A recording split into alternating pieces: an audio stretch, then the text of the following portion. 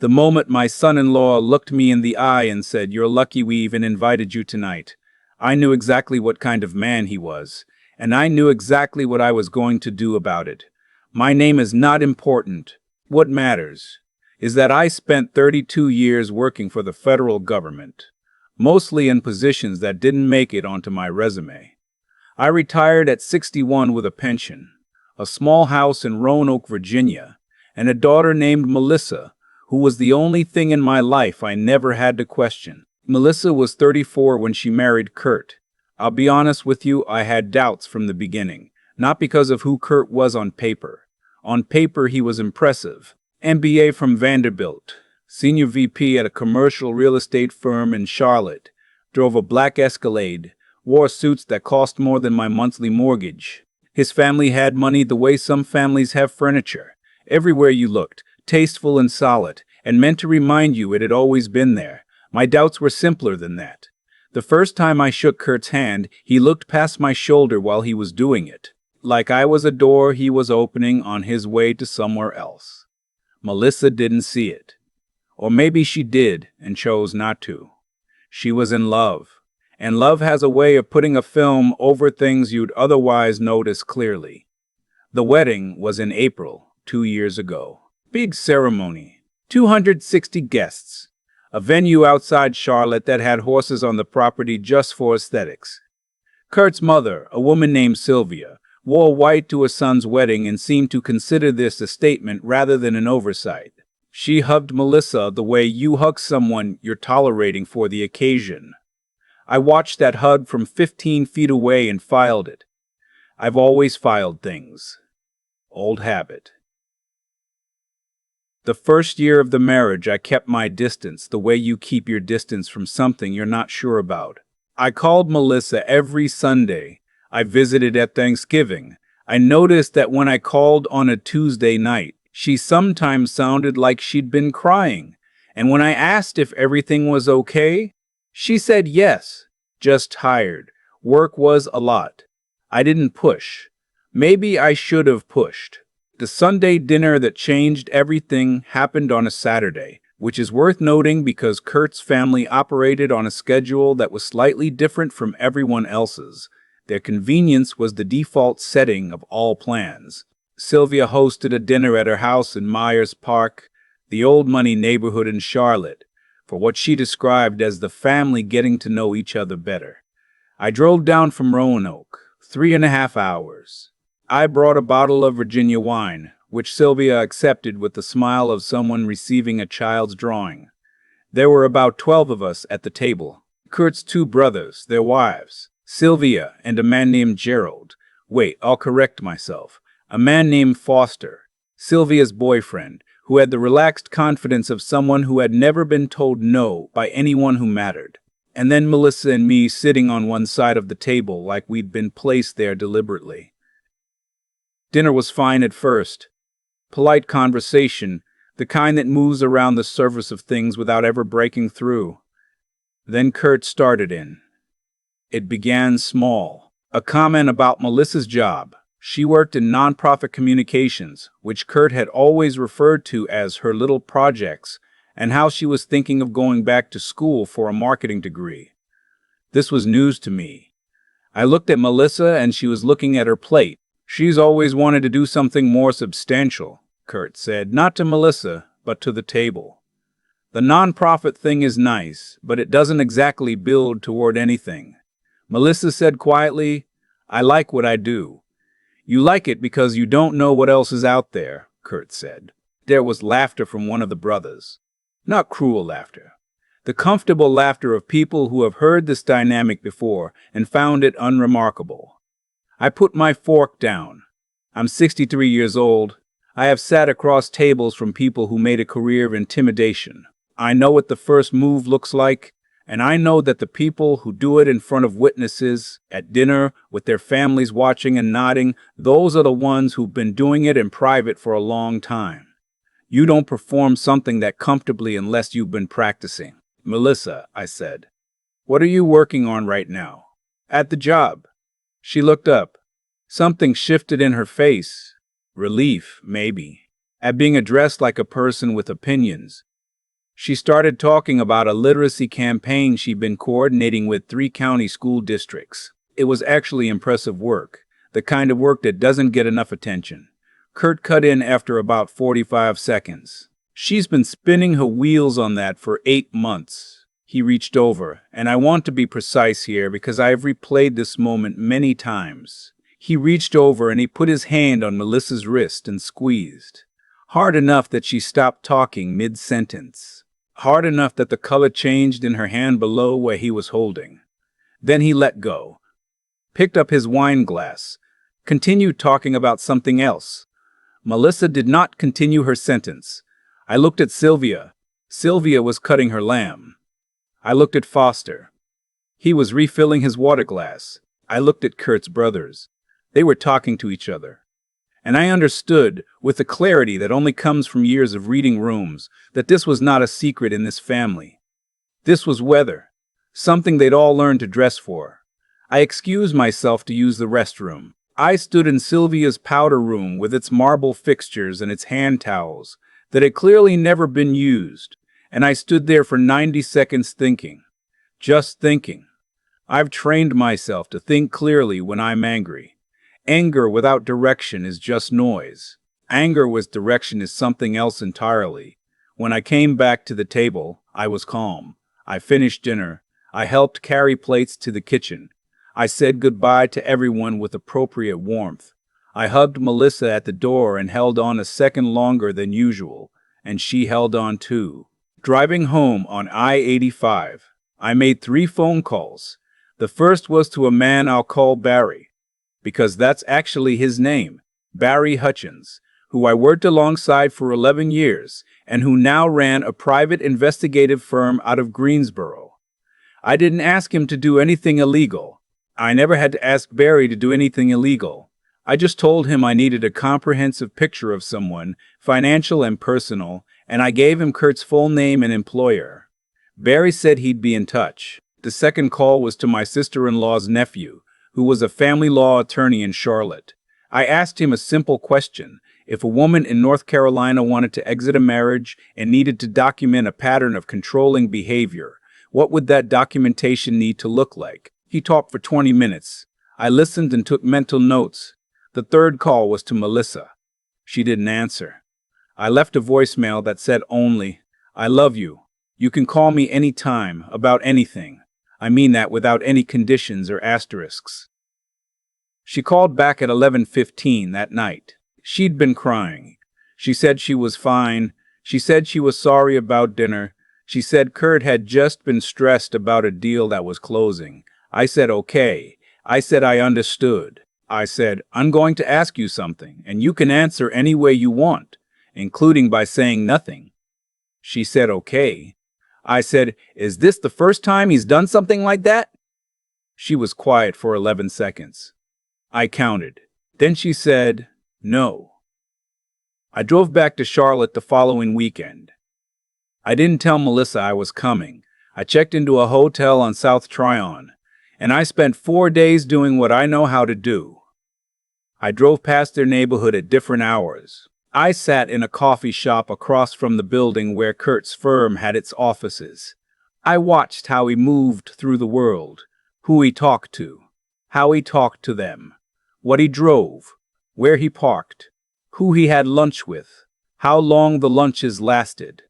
Most of what I saw was unremarkable, but one lunch was not. Kurt met a woman at an upscale restaurant on East Boulevard, and the body language was not professional. They were there for 2 hours. He paid in cash. I took photographs, not because I needed them immediately, because information is always more valuable when you have it before you need it. Barry came back to me 10 days later.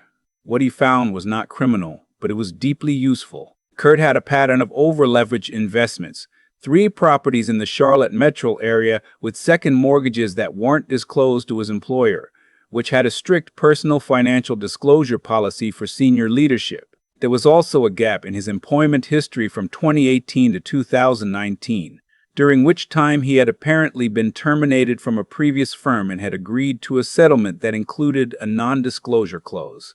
Barry couldn't get the terms of that settlement, but he knew it existed and he knew who the other party was. I put all of this in a folder, physical folder, not digital. Old habits again. I waited. That's the part people don't understand, the waiting. I didn't wait because I was unsure. I waited because I needed Melissa to be ready. You can't extract someone from a situation they aren't ready to leave. I've seen that too. People who are rescued before they've decided to go just find their way back to the same place. I needed her to decide. Over the next 3 months, I kept calling. I kept visiting when I was invited. I kept being present and patient and unremarkable. I watched. I noticed that Melissa had stopped mentioning the literacy campaign. I noticed that she had changed her hair, shorter, and that it didn't look like her choice. I noticed that when Kurt's name came up in conversation, she used the same careful, measured tone you use when you're describing something neutral. Not because it is neutral, but because you've learned to present it that way. Then in October, on a Sunday afternoon, Melissa called me. She was crying in a way she hadn't been crying in our other calls. Less controlled. She said Kurt had grabbed her by the arm the night before and shoved her against the wall in their kitchen. She said she told him she was thinking about going back to visit me for Thanksgiving without him, and that was when it happened. She said she was scared. She said she didn't know what to do. I said, I do. I drove to Charlotte that night. I met Melissa at a Panera Bread 3 miles from her house because I didn't want to go to the house. She looked smaller than I remembered. Not physically, but in the way people look when they've been compressed over time. We sat in a corner booth and I put the folder on the table between us. I walked her through everything Barry had found. I walked her through what my sister-in-law's nephew had told me about documentation and legal options in North Carolina. I told her that she was not without resources. I told her that she had never been without resources. I also told her about the woman from the restaurant on East Boulevard. That one I almost left out. But she needed the complete picture. She deserved the complete picture. She sat with it for a long time. Then she said, "How long have you known all of this?" I said, "Since August." She said, "Why didn't you tell me sooner?" I said, "Because I needed you to be ready to hear it." She thought about that. Then she nodded, just once. But it was the nod I'd been waiting for. The next morning, Melissa called the attorney whose name I had given her.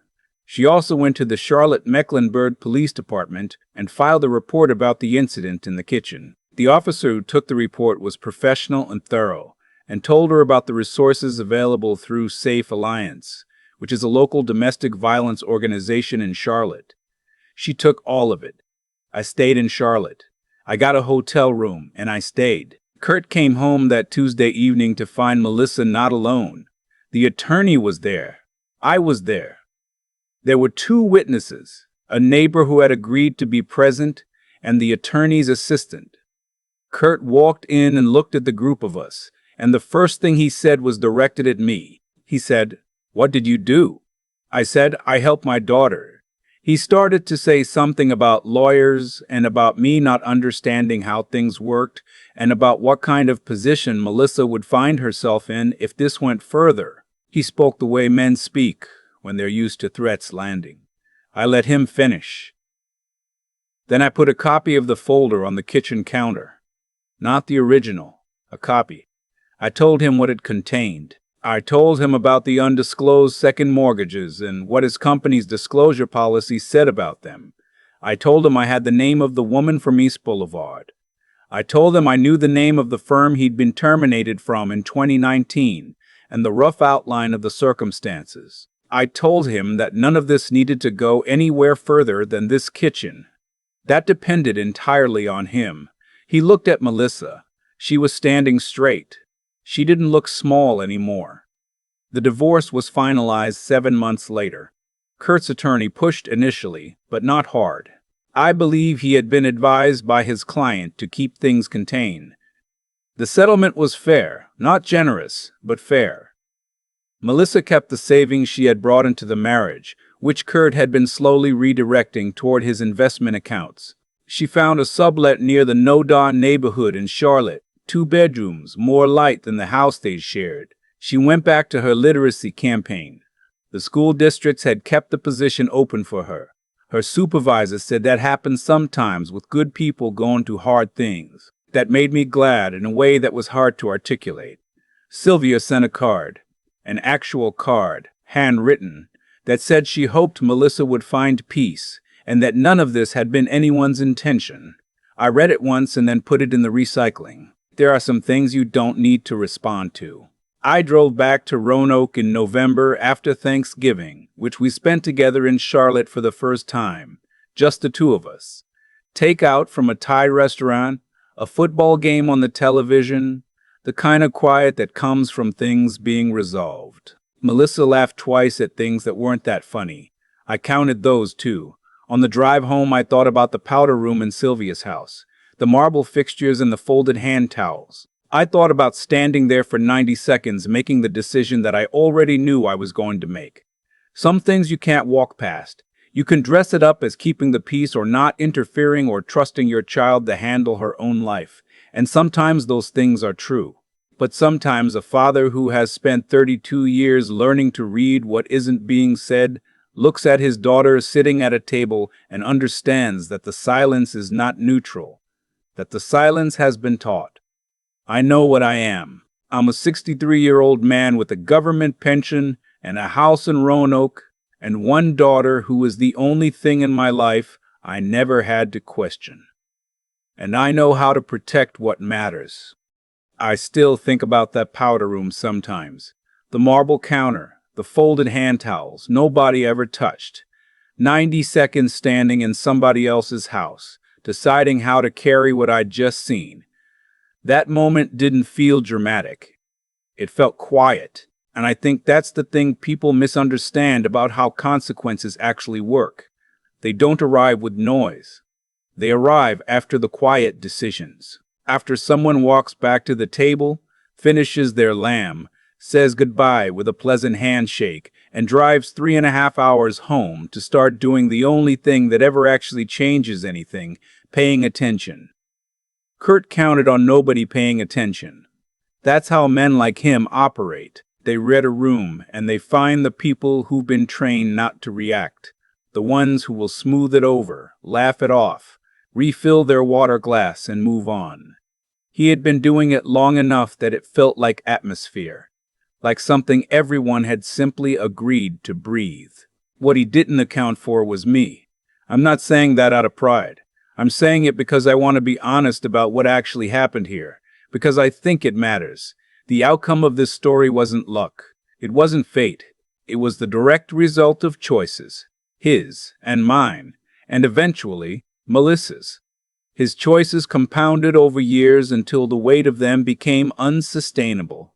My choices were slower and more deliberate, but they were choices just the same. And Melissa's choice, the one she made sitting in that Panera booth, looking at a folder of information she hadn't known existed. That was the one that changed everything, not me, her. That's the part I want to sit with for a minute, because I think there's something important in it about what it actually means to do right by somebody. I didn't rescue Melissa. A person can't rescue another person from a situation they're not ready to leave. I've watched that fail too many times to believe otherwise. What I did was build something and hold it in place until she was ready to use it.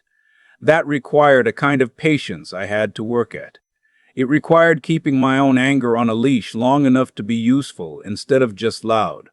It also required being honest with myself about what I was seeing. That's harder than it sounds. There's a version of me that could have told himself it wasn't his business, that Melissa was an adult who could handle her own life, that getting involved would only make things worse. That version is understandable. But it's also the version that leaves his daughter sitting at that table for another 2 years, or 5 years, or 10. The right thing and the easy thing are almost never the same thing. I think most people know that. The harder question is whether you're willing to pay the difference. I was 63 years old, retired with no particular reason to drive to Charlotte on a Tuesday and sit in a hotel room going through property records, No one was paying me. No one was watching. The only accountability was my own conscience and the face I'd seen across that dinner table, my daughter, looking at her plate, deciding not to finish her sentence. That was enough. And Melissa, she found her footing. Not because I handed it to her, because she reached for it herself, once she could see clearly enough to know where it was. That's what courage actually looks like. Not the dramatic moment. The Tuesday morning when you call an attorney and your hands are shaking and you do it anyway. I drove home in November with the windows down for part of it, even though it was cold. I needed the air. Some things you need to feel moving through you before you can set them down.